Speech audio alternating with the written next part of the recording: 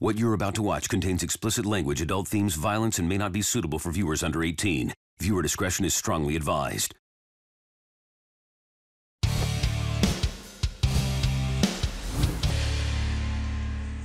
Hello, ladies and gentlemen. Welcome to the Special Report, your news and views program about geek gaming culture on the internet. If you like what you see here, please be sure to hit a like and subscribe to the channel for more geek gaming culture. Coming up in this show today, NeoGAF suffers another blow as its owner Tyler Malka, aka Evil Lore, is once again in some hot water after allegations arise from another person who said that he had sexually assaulted her, which has led to a lot of people leaving NeoGAF and the site being taken down either temporarily or permanently. We are going to be talking about all the details around how this is going to affect people down the road. My name is Shady Shadow, and the Special Report is going to start right about now. Tyler Malka, aka Evil Lore, the owner of the controversial gaming website NeoGAF, is under fire once again for claims of sexual assault. If you do not know what had transpired back in 2015, Tyler Malka was accused of sexually assaulting a woman in Spain in 2012, saying that he was grabbing another woman's buttocks. And he did not exactly deny this at all. As a matter of fact, he was gloating about it. You can no doubt see from the quote that is showing on the screen right now. He deflects on a particular party that occurred in Spain, and that's exactly what he did. He did not exactly deny it in any sort of way, and he's proud of what he has done. And the reason why I bring this up now is because this was not the last time that he got accused of this, and it's not the last time that somebody at NeoGAF got into trouble for something similar. In July of 2017, a NeoGAF moderator was revealed to have been in possession of child pornography, and the other NeoGAF moderators, who are equally as ultra-progressive or claim to be ultra-progressive, decided instead of dealing with this as well they should by banning the person that was the moderator and who had possession and all this, decided to lock and ban anybody who dared to call them out on it. This seems to be the thing with a lot of NeoGAF moderators and administrators lately, and it is now coming to a head once again. A Facebook post which uses the now famous Me Too hashtag has once again brought Tyler Malka's evil doings, no pun intended, into the forefront. And let's just say that if this is to be believed and true, then it is quite damning. This is getting into Bill Cosby levels of amount of people who are coming forward and saying that he has done stuff like this. Again, he has not exactly denied any such claims in the past, but we will get to just what exactly he has said in response to this. First of all, the person who Kotaku actually revealed the name of, her name is indie film director Aimee Luke, went to Facebook and said some pretty disparaging things about him, saying, quote, "I remember a man who claimed to be my friend going on a road trip to New Orleans.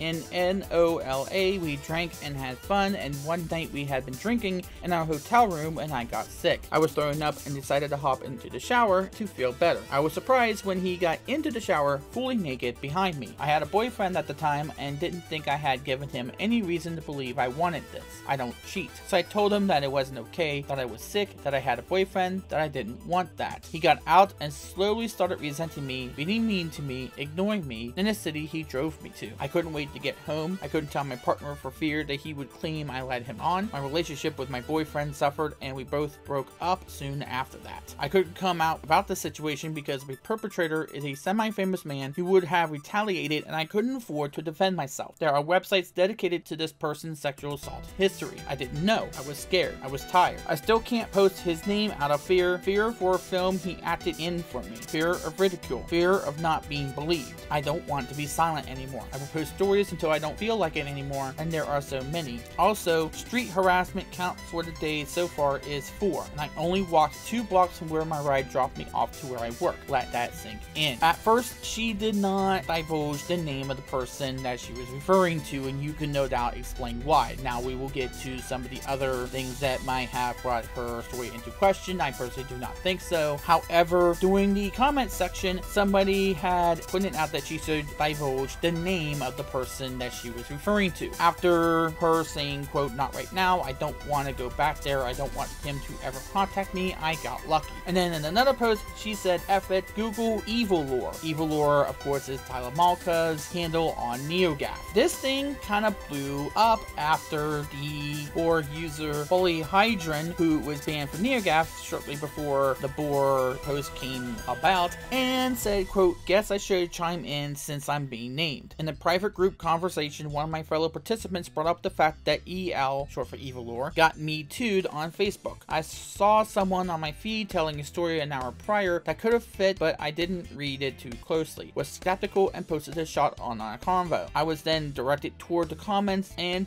behold, there was the name. Was a holy crap moment for me, and something of a letdown too, having met both the accuser and accused in real life. Posted that our shot in our convo as well. Came to a realization that this should only really go public if the accuser wants to because it's her story to tell, and the rest of the participants in the conversation reached the same consensus, and so it seemed. I deleted the shots from our group chat. Turned out one of the people in there saved the shots and gave them to another person, who then posted it on Vote, and did a god-awful job at concealing the identity of the accuser and myself before doing so. She doesn't deserve to get doxxed and harassed by the internet mob if she's not ready for it, and it's solely for that reason that I didn't want this getting out there, which is why I regret sharing that shot in our group convo. But yes, it is real. This has led to a humongous fallout, and rightfully so, with several people, namely many NeoGAF administrators and moderators, leaving the site as it pertains to now Tyler Malka's hypocrisy because of NeoGAF's stance in the past with being really ban happy, really pulling the trigger at some of the people who even do dissenting viewpoints of the same opinion. And that has been well documented by now. You have probably known of NeoGAF's stance, but this gets even more interesting because after this thing went about, Tyler Malka said he would post a public statement about the situation, but that had not came to pass until recently, and yes, we will get to that. But this has also led to many people coming out, including Bookie2988, Tim Soret, who is the creator of The Last Night and somebody who has gotten venomously attacked by NeoGAF because of his stance on certain issues about gaming media a couple years ago. PewDiePie has even came out and made a statement about it. Of course, NeoGAF has also been one to have venomously targeted PewDiePie on several situations, especially this year, and that has been well documented what he's been going through. Of course, so many others have came out and said that this is something that has been a long time coming and has been something that has been needing to happen for a long time. Because even though Tyler Malka has said that by the time you probably watch this special report, this website NeoGAF will be back up and focusing mainly on video games, this site has been down since last Friday, and it is no doubt a claim that has yet to be seen as of the recording this special report. However, in a phone conversation with Kotaku when they were reporting this, which by the way was the last publication to actually report on this story because of Jason Schreider's seemingly protecting of Tyler Malka and the subsequent people who have said that he himself had been protecting Tyler Malka in a AMA that they conducted with him in the past, in the 2015 AMA when talking about his thing in Spain. But when Kotaku went about and published the story, they brought out that Lep said that even after the alleged shower incident, she'd continue her friendship and even had a brief physical relationship with Malka until they had a falling out at E3 2015. She said that prior to the alleged shower incident, I had no reason not to trust him. He had been introducing me to people and helping me network for my film. I felt gross for having ever been in contact with this person, saying that after this alleged shower incident, she continued to be friends with him on a more professional matter and more professional level, not merely on a personal level, which kind of makes sense when you go and think about it, and we'll get to my opinions about this in just a second. However, Tyler Malka had now in a series of emails to another reporter saying that Loop was was a deeply disturbed, malicious individual, and it's been a perfect storm of misanthropy and opportunism, and the accusations were totally ridiculous and baseless, and the incident was totally harmless and consensual. But Leop had responded to this, saying that his claim that it was consensual was BS, and said that he was pursuing another girl by trying to get her drunk, being really handsy, taking her away from the group a lot, and isolating her. This has caused the people of NeoGAF to ask for permabans, something that I'm pretty sure is going to be granted, given how NeoGAF just wants to ban everybody that even remotely disagrees with anything they ever say. And the Gaming Age website in of itself says something to the effect of death of a conversation, and I'm not going to read the entire thing, but in it says, quote, imagine founding a small message board in 1999 as an extension of your site. 5 years later, the moderators of the board decide to take over hosting and ownership due to issues with the ownership of your site.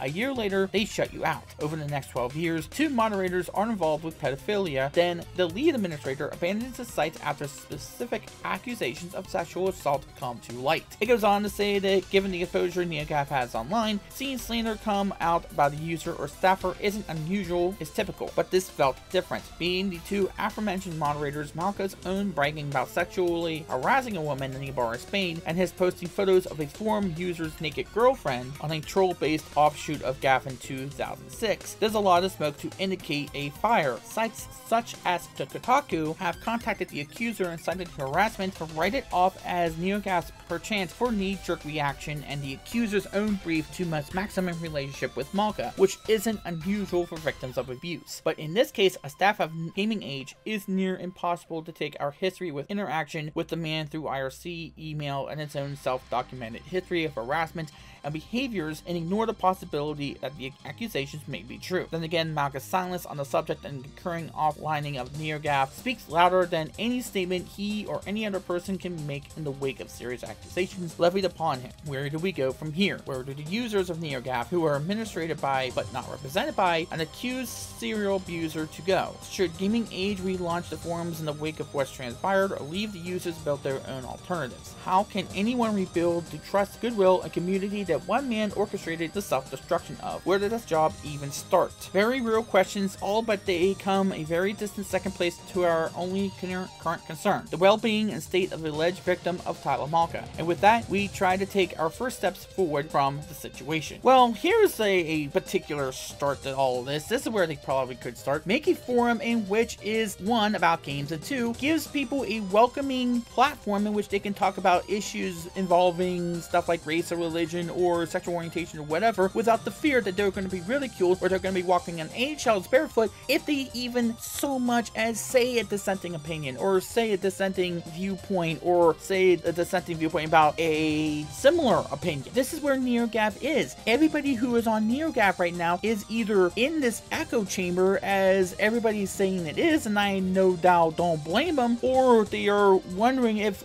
the littlest thing they say, the littlest letter they say, is going to make a moderator or administrator come out and ban them. It has become one of the most toxic places on the internet to talk about gaming. It is no longer this water cooler place where fans can meet with developers and journalists. It has become an echo chamber to say, oh, you don't like this little law or that little law, you are permabanned. You are permabanned if you even say anything negative about the people we are white knighting or the people we are protecting in this industry. And then there is a whole slew of people they have attacked. Boogie2988, Colin Murari, Tim Sorbet, about a 3-year-old tweet about something that they have no idea what they're talking about. They have taken a stance about certain issues which they don't have no reason to. Why are they taking a stance about people who are concerned about gaming journalism? Why are they taking a stance against that when they have no reason to? Maybe this is why they are trying to hide this situation. Anybody who talked about the Talamalka situation was permabanned. Why? That is a huge problem, especially when your site is committed in order to protect people who are victims of sexual abuse. When anybody who speaks out on sexual abuse is automatically believed. Unless, of course, they are accusing the people from your website. Then all of a sudden it becomes something that, oh, they have to be lying because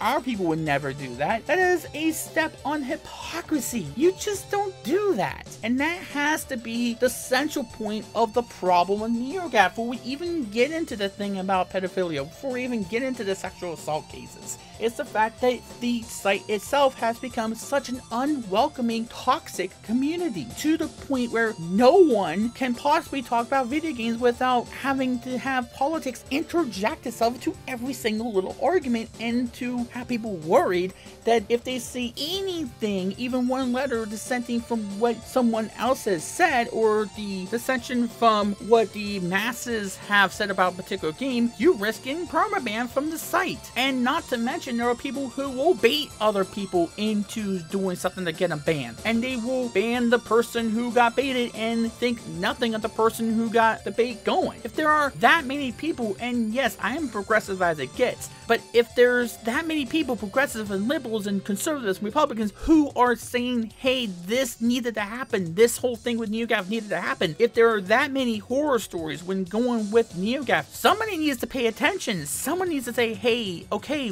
we get it, we need to take a look at this and understand that this is not just somebody running a site the way they want to. This is a place where a lot of people come to meet up with developers, and developers are seeing this site letting any toxic person, as long as they line up with their own viewpoints, get away with basically whatever the hell they want to, and then ban anybody else who even dares even have a civil conversation to the contrary, who have viewpoints that they are freely allowed to express, that even one of the most hardcore liberal progressive would say, no, that's not how we're supposed to do this. When you're banning Boogie for saying, hey, we need moderation of these whole issues involving things that are going on in 2014, and saying, oh, well, you're perpetuating hatred, when you have no idea what it is you're even talking about, and you really have no reason in order to get involved in any kind of fiasco like that whatsoever. What are we supposed to believe? Tell me what it is we're supposed to believe. Enlighten me on what it is NeoGAF was trying to do. Why were they trying to battle? Why were they trying to take a side on that? They should let that discussion go. They should let any kind of discussion go. That is what it's for. That is what it's advertised as. And if you're using that kind of double standard to where the most extreme part of this, I don't want to say left wing, because not even hardcore left wing people act like this. This is the most ultra extreme part that you can possibly get to, and they are letting this go. They are letting that go, and God forbid you even talk about last night as a game. As soon as somebody wanted to just talk about the last night, the game that Tim Sorbet was developing, and one that just came out, if you just want to talk, hey, what about the graphics and stuff like that, you get permabanned, because all they ever want to talk about with Tim Sorbet's comments, one tweet that he made, that in the grand scheme of things, they didn't have any reason to care about. Why did they care? And maybe this is what it was, a combination of, one, Talamalka having personal relationships with the people in the media, namely Jason Schreider, who were being in the microscope on the whole ordeal. And then this whole story comes about, and then they're protecting him here. Why? Here's the thing. If it was one or two people just saying, hey, this person did this and that, you could take it with a grain of salt. I get the understanding we need to believe women on the whole point of sexual assault, and we should, but there's also due process in this country, and everybody deserves a fair trial and should be prosecuted based on facts, not just somebody's opinion about the subject. But like I said, this is getting to Bill Cosby levels of the amount of people who are coming forward, and he has not exactly denied the thing in Spain. I mean, if he is not denying that, and he is gloating about the whole thing and just saying, hey, this is just what happens. No, it's not what happens. You don't grab a person's behind in Spain. It doesn't matter where it is. It doesn't matter how drunk it is. You don't do that, period. End of story. You don't do it. And now all of a sudden it's okay because it's you. You're the one who who has the authority to do that and not anybody else. This is a person who's running a site in which its moderators are dead set on the believe women thing. Maybe too much for their own good, but perhaps that might be telling of how much hypocrisy is here. If you're gonna tell somebody that this site is a safe haven for you, and then all of a sudden you're the person who's running the damn thing, you're the one who is going around saying, oh, not only is this okay, but when somebody actually comes out and says, hey, you did this to me, you're the one who caused my relationship to be in shambles, and then he's coming out and denying this, and not only that, all of a sudden he's taking down the site instead of just like saying, hey, wait a minute, this is not exactly what happened. Again, he has a right to defend himself, but am I supposed to believe him when people have said that he is probably one of the biggest utter douchebags around? When there have been several people with so many horror stories about NeoGAF and the way he runs the website? When we have all of this happening, and then the moderators are going onto a Discord channel and saying, hey, we're going to put out a new site, but we're going to make sure that these people and that people aren't going to be around, when your definition of what creates this sort of alt-right thing, whatever it is so vague and so inclusive that it's going to catch every single person who doesn't agree with every single letter of what you ever say. That is defeating the whole purpose of why you left the damn site. You have learned nothing. These moderators have learned nothing from the amount of people who keep coming out and keep going against this whole narrative that NeoGAF has made for itself. They have made their own bed here. This is why the ESA didn't want them around, because they have come so toxic and so unwelcoming to any new person, any new member. The hoops you have to get through if you're a new member in order to even be able to post on the website, and then for this to happen, it is very clear this whole thing is what they were trying to protect. This whole thing was creepy. This whole thing, and this shouldn't be on a gaming website. We try to escape this by gaming, and instead of being able to escape the issues in real life, they bring this into gaming. Yes, we can use gaming as a sort of art style to express ourselves in a nature that we would not otherwise be able to. But when we're talking about graphical fidelity, when we're talking about controls, when we're talking about how good a game is, we don't give a crap what somebody tweeted in 2014. What happened to forgiveness? Even if it was wrong, even if it wasn't something that he should have said, why bring that back up in 2017? 2014 is when he posted it. 2017. We have moved on. Move on with your life. One tweet about something you might not really know much about, or don't really care to know much about, because you already had your mind made up because of some other relationships you've had with people who said you better not make this a safe haven for whatever it was. Talk about the game. Talk about the games that you like. If this is becoming so utterly toxic that you are seeing this happen, and you're seeing so many people say that this was a long time coming and you deserved every bit of this, this is something you might want to look into changing instead of making it worse and worse and worse. For God's sake, stop with the banning. Stop with the permaban. Stop with the baiting. Stop with all of this, and stop thinking that this is okay for you to do to other women. One of my good friends, one of my best friends, had recently posted a #MeToo as well. And I've seen that I am there for her if she needs to talk to somebody. This is not okay. No, it is not okay. If you do anything like that, even remotely like that in Spain, it is not okay. It is not okay for you to do this. And the amount of ridicule that she has gotten because of this, and the fact is that she just wants to be left alone, that she just wants to get this out there, and she feels better for having done this, and she wishes no ill will on you. You know, she could have gotten you for much worse than this. She could have pressed charges on you. She didn't do that. She doesn't wish to do that. She doesn't wish to have this be publicized any further than it already is. And you should be damn lucky she didn't do that, because your ass would be in jail right now if she had pressed charges. I guarantee you. she would have put you behind bars for a long time, and you probably still deserve to be put in jail, be put under the jail. And good luck trying to get a new forum of the website, because people are going to remember this. The internet is probably forever. The only thing that could possibly bring her story into question was that she was still using Malka for the film career she had. But that means absolutely nothing in the grand scheme of things,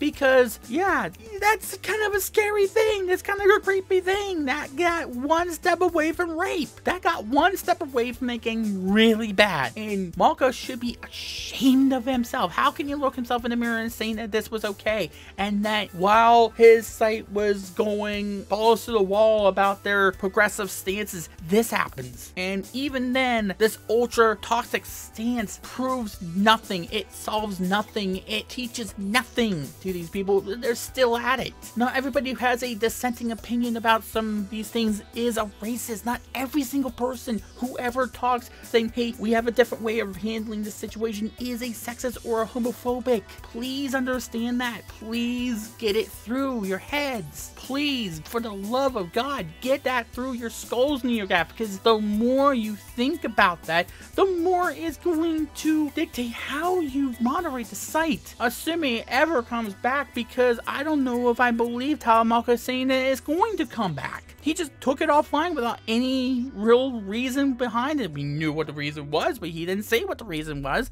And now this whole statement was a bunch of other BS, as the woman said. Yes, NeoGAF is burning to the ground, and you know what? It is no Rome by any stretch of the imagination. We can go watch it burn and toast marshmallows on the fire, the way that the so-called community has made itself out to be. The video game industry and developers and journalists and video gamers deserve a lot better than Malka and NeoGAF. Hell, we all do. That's gonna do it for this edition of Special Report. My name is JD Shadow, and that just happened.